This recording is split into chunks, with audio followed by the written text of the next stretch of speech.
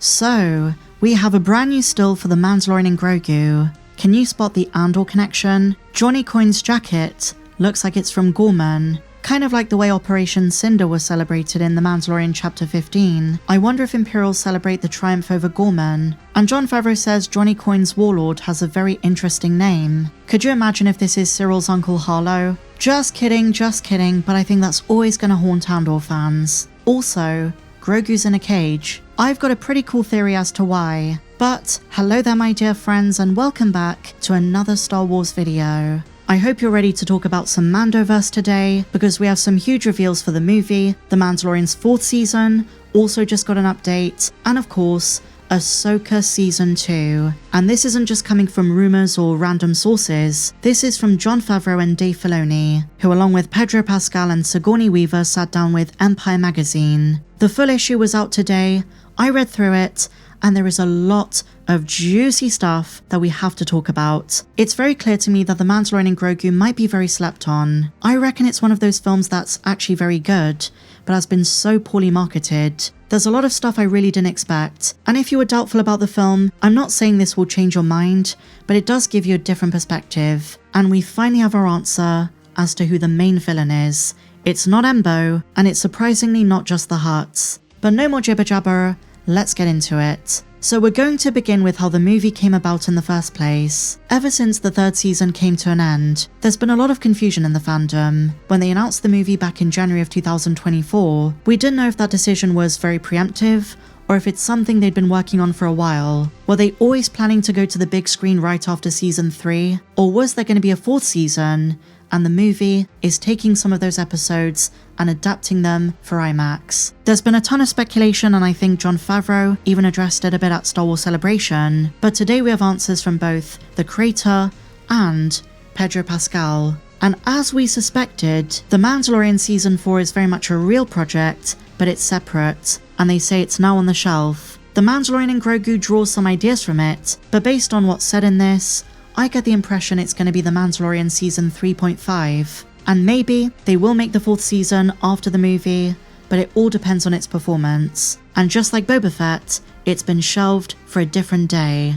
Here's the quote. The Mandalorian himself assumed that whispers of a movie were just a rumor. He dreamed of making Mando for cinemas ever since the show debuted in 2019. But the first time he heard about a movie in the works, he didn't fully trust it was true. But the next thing he knew, there was an official announcement. But then they say, this was not always the way.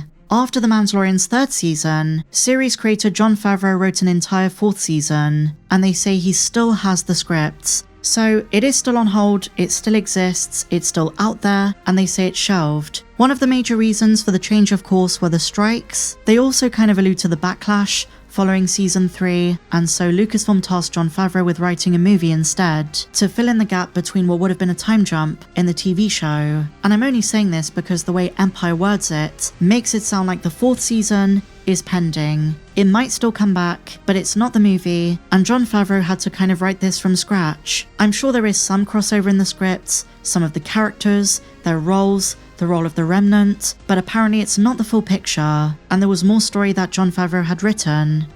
But moving on my friends, Ahsoka Season 2 is addressed. It's a very brief throwaway sentence, but it does reveal so much. They say something which all the leakers have been saying, that The Mandalorian and Grogu doesn't really deal with the deeper lore when it comes to the Remnant versus the New Republic, but that stuff is being saved for Ahsoka's 2nd season. And here's their quote. The more lore-centric elements of the New Republic era are for Ahsoka Season 2 to unpick. Everything with Thrawn, the wider fights with bigger players like Admiral Akbar, Hera, Leia. I kid you not, this article also mentions Admiral Holdo, who is around, but I don't necessarily think she's going to appear at some point. They were just talking about female rebels who fought for the cause, in the same way that Colonel Ward is gonna do, the character being played by Sigourney Weaver. But in terms of more specific lore to do with this fight, they're saving that for Ahsoka, so don't expect Thrawn. But that brings us on to the first photo of the main villain of the Mando movie, Johnny Coin's Imperial Warlord, who also appeared in the Shadow Council scene in Season 3. According to IMDb, the in-universe character is called Janu Coin, a fun nod to Johnny Coin's real name, and Jon Favreau says, when you hear it, you'll like it. But they seem very reluctant to actually say his name, so we have no confirmation that it is in fact Janu Coin. That might have just been a placeholder, a code name, and fans have been theorizing he might be someone we already know, or related to someone we know. Like I said at the start of the video, he might be related to someone from Andor. I've seen a few people say he might be called Snoke, although that is getting a bit tiresome, and my favourite, that he's the canon version of Warlord Zinj from the expanded universe, which would make his allyship with the Hutts rather interesting. And there are a couple of interesting things to note in this new photo. Grogu is in a cage. My theory is that the Warlord is working with the Hutts. They want Rotta the Hutt dead to get Jabba's inheritance, and so they capture Grogu and force Din to fight Rotta to kill him. Once he does that, Grogu will be freed. Obviously, given what we know about the plot synopsis and some of the leaks, that isn't going to happen. I don't think Rotta's going to die, and the person next to him is an Iktochi, the same species as Jedi Master Saesee Tiin. Next up, my friends, we once again have to talk about Stinky, Rotta the Hutt. Dave Filoni finally opens up about the decision to bring him back, and funnily enough, it wasn't Dave's wish, it was Jon's. They say Jon Favreau is a Hutt fanatic, and when they decided to bring Rotta back, they had to decide how he was going to look. It was Jon's decision to make him fully grown up and with a gladiator body, and it turns out the movie is going back on the way Jabba originally was able to have a son. In the old lore, Hutts could reproduce on their own, but now Dave says, according to Pablo Hidalgo, there is no new explanation, so they might decide to give Rotta a mother.